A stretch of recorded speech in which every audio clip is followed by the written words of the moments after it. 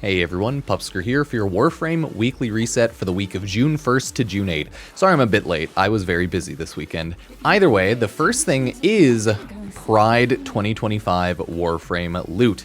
If you didn't know, Pride 2025 is here for Warframe, celebrate inclusivity within the Origin system. I already went over a video quickly going over this, but the TLDR is you can buy some Pride loot in the market for free or like 1 credit, very cheap. And there is also a lot of Pride time, Pride folk drops this week for Twitch drops. So Prime time's on Thursday, Pride time, and then these are the exclusive creators for Pride 2025, and you can get all of their drops at these specific times right here. So check those out, screenshot if you need to. And then here's the Pride in-game loot, and then the regular Pride time streams every Thursday. And, you know, it's the usual Warframe weekly stuff, so nothing too different there. So regular Prime time and Warframe International on Wednesday, but prime time is Pride time, folks. So the next thing we're looking at is Archon shards. We can get the Archon Amar shard, which is the red shard. Probably worth doing, it's pretty good.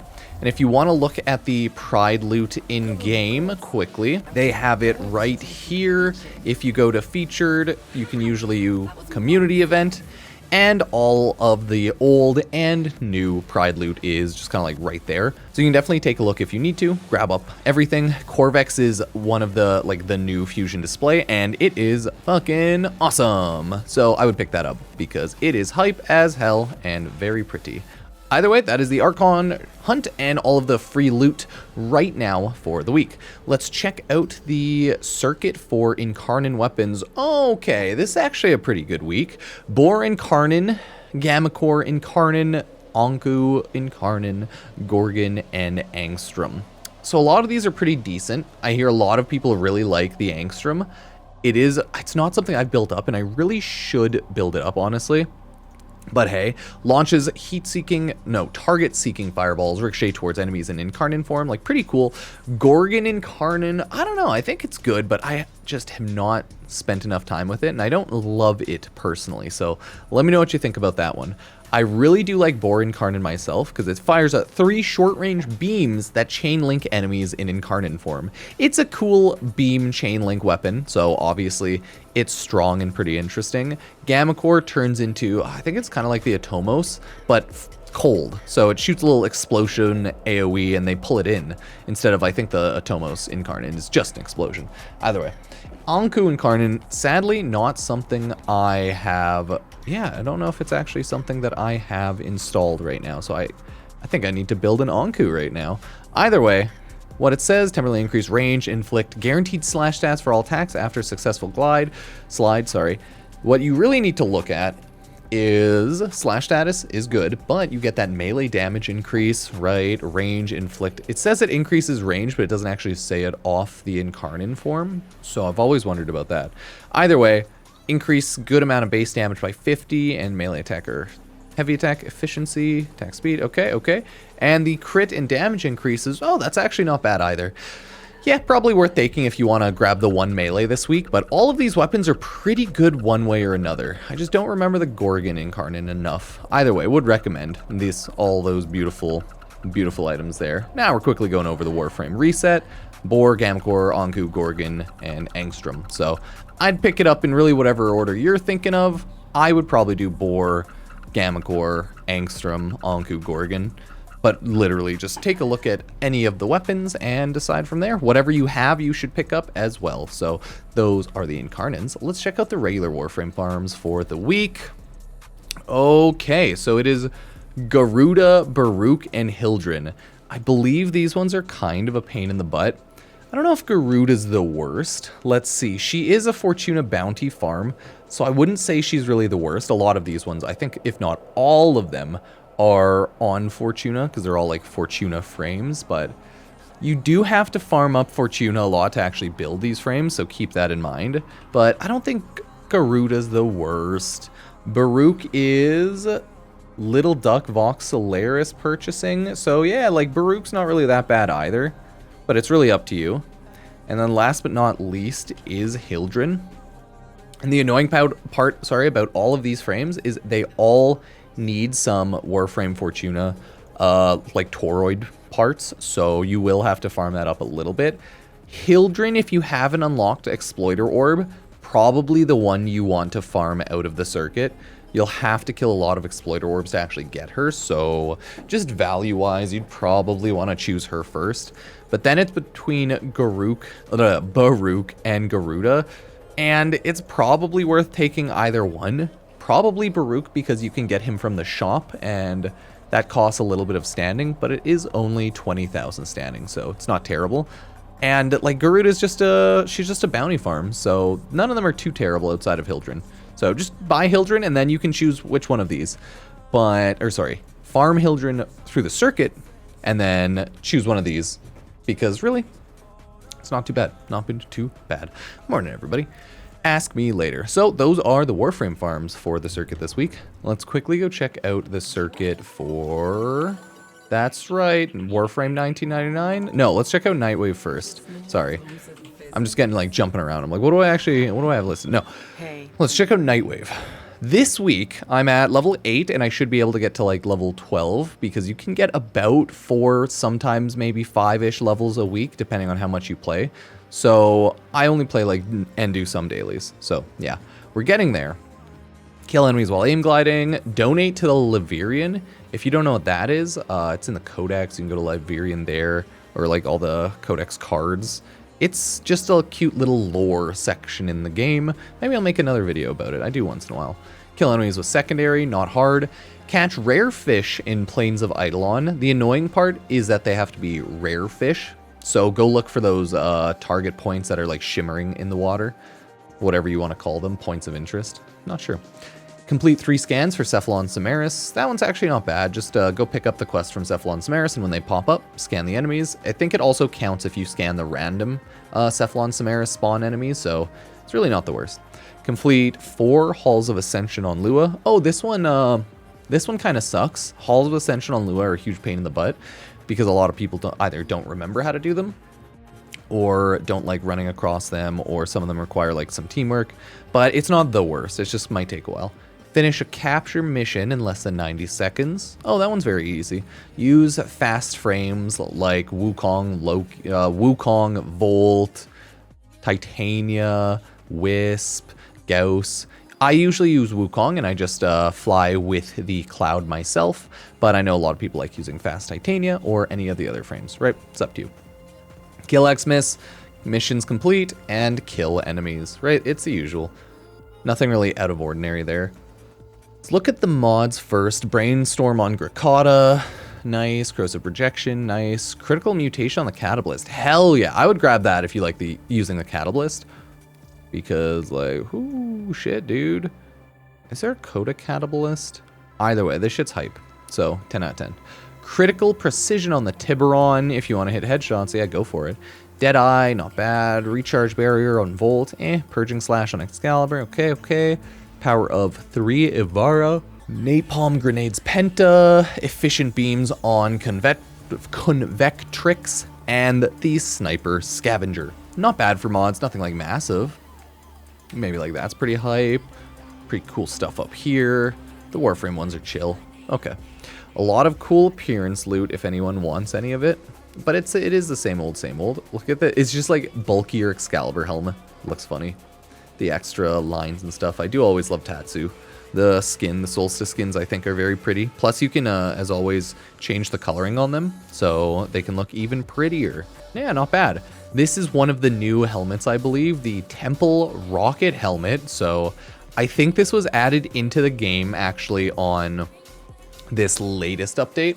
So remember to pick that up if you don't have it or anything, because this might be the very first time it's actually appearing in the Warframe shop, if it wasn't here last week in Nightwave. It was probably here last week in Nightwave, but I just didn't notice it because I don't think I looked at the shop, because I've been a very, very busy beaver jumping between all the games and stuff. But hey, not bad for all of the cosmetic loot there. And then for miscellaneous, ceramic dagger, grab it, must have, cool, awesome weapon. Jaw sword blueprint, grab that purely, I think, for master rank fodder. and maybe to build into something else, but the Jaw Sword itself kind of sucks, so don't worry about it. And then these are all very cool cosmetics. Reactors Catalyst, geez, there's 16 Orokin Catalysts I have. Dang. So remember to get all of that done, but for now, everybody, that is Nightwave in this week in Warframe. If we check out the Temporal Rocket helmet, not bad, right? It's a pretty cool helmet. Then you can just claim all there, got all my Spectres, and build another Forma. As you can tell, I'm desperately needing more Forma. I should do my daily farms more. Now, Warframe 1999 weeklies, everybody. It is Kai's birthday. Kaya's birthday? Forget, remember. Yeah, I'm not breaking up with the relationship. Daily reminder, everyone. It's also kissing week in Warframe. So if you are dating someone in Warframe 1999, whew, well then, do I have something to tell you?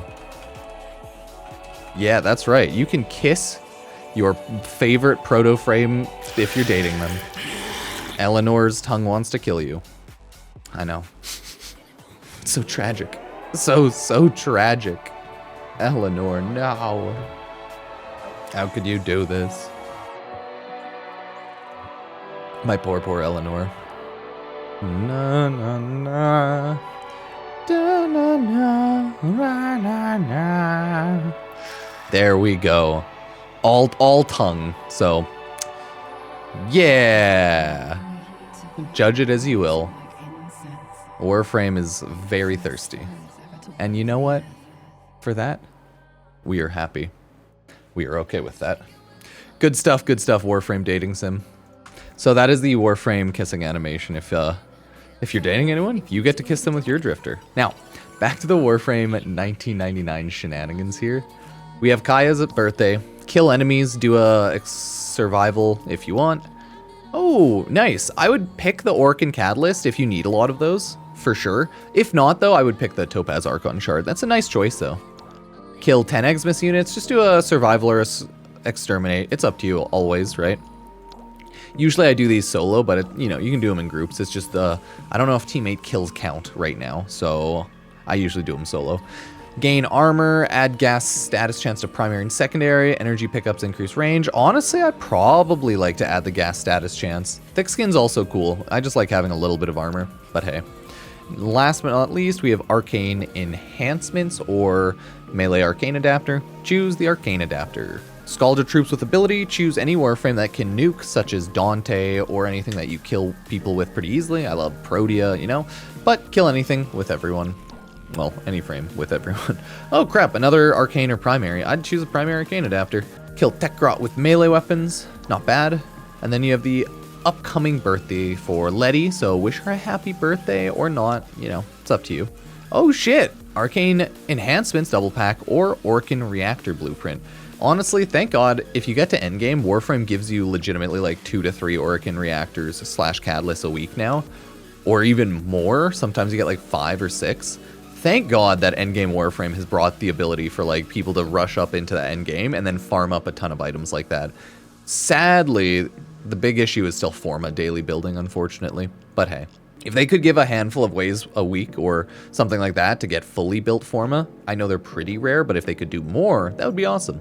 Either way, kill Scaldra troops, 500 Scaldra troops, definitely do survival. This one's going to take a little bit no matter what. No matter who you use too, like Dante, Protea, it takes a little bit killing 500 Scaldra. Just do a nuke AoE CC build, right? What do we have right now? Yeah, do huge AoE nuke Vauban and just kill them. Like, you can always do stuff like that if you truly want. I said huge AoE nuke Vauban, huge AoE CC, and then nuke Vauban. However you want to view it. Either way.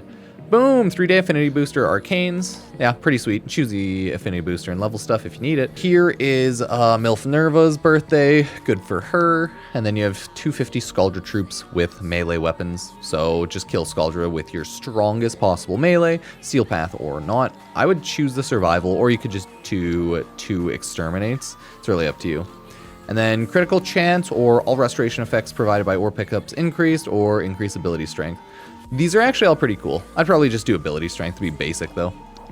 And lastly, big prize, Endo or Arcane. Really? The last prize is the shittiest?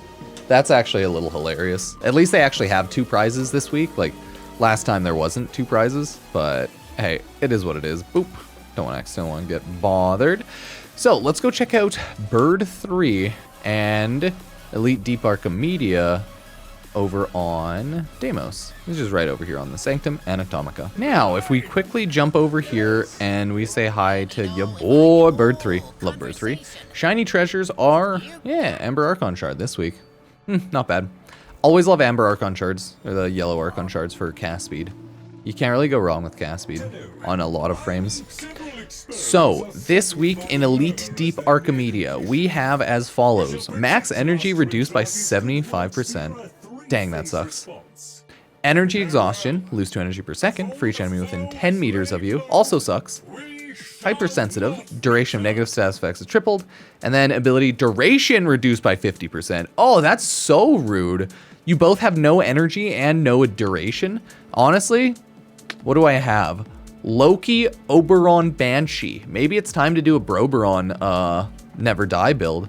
We'll do a full tank Broberon build. Banshee's also cool though. You can do a lot of weakness hits on her. So that kind of sucks. First and foremost, we have Disruption. God dang it. 2 Necromech Demolishers will attack Conduit. Health is reduced. Rogue Culverins equipped with weapons. And then slain enemies burst with Void Energy. Okay, that's actually not terrible. It's just the Rogue Culverins will beat up your Overguard / Necromech a lot. So you have to be a little careful. But the 2 Necromech Demolishers is not a big deal. So this isn't too bad. It just might take a little bit because it's a long one. Survival, okay. The life support tower delivery system is disabled. Necromets spawn every 90 seconds and drops 6 life support modules when killed. Okay, yeah, like that's not bad. Myopic munitions, enemy player will only take damage if a player's within 15 meters of them. Okay, not terrible. As rogue arachnids charge attacks, they pull warframes towards them. Honestly, not terrible, but it'll take some time because it's a survival. And then lastly, mirror defense. Each glyph inflicts a small amount of damage when collected. Okay. Allies within 4 meters of slain enemies gain 25% fire rate at the cost of 50% ammo efficiency. Not that bad. Ruptured Fragment, replace Shuffling Fragment. Little annoying. None of these are terrible. It is just going to be long. I don't think it's the worst, and it's just like ability duration and constriction and losing energy for each enemy within 10 meters. It really does suck, but it's doable. You can choose a lot of cool weapons, hopefully, but that's my weapon setup. Oh crap, nothing huge for me, but hey, Techo Prime, right? I could use maybe that. So that is Elite Deep Archimedea for the week. Let's quickly go check out Teshin on Steel Path. We'll just quickly go to the Earth Relay, the Earth Strader Relay, and then teleport on over to Teshin. Don't want to fly over that, jeez. But yeah, Earth Strader Relay, and then we'll go talk on over to Teshin. Cool, now that we land, we can teleport on over to your boy Teshin, the GOAT, the ghost of Teshin's past. So Conclave, right? Not doing it here. Instead, he has his Endo and Veiled Riven Cipher, and that is actually it for this week. This is why Teshin actually is like one of the shittier merchants, sadly, because he was added to the game a long time ago. The second Steel Path was added, and he's more of just like a continual item merchant because of the relics and Kuva every week, like stuff like that. But he's not a great weekly merchant, sadly. So it is what it is. Acrithis, on the other hand, on Zeramin, usually has more endgame items since she is the Duviri Paradox vendor. So usually she'll have something like a reactor, something like a catalyst, maybe an arcane adapter. So point being is usually, at least she'll have some like cool shit, right? So it's hard to be really mad at her. And here she is. We take a look at Acrithis. Browse wares. Yeah, see? She has some arcane, secondary arcane adapter. Sorry, ribbons, arcane, secondary arcane adapter, some general loot. And she has a lot of like visual scenes for the simulacrum and the other one. She has form of blueprints, and it's like, it's a blueprint, so who really cares? But it's not the worst week for her. But maybe it is actually.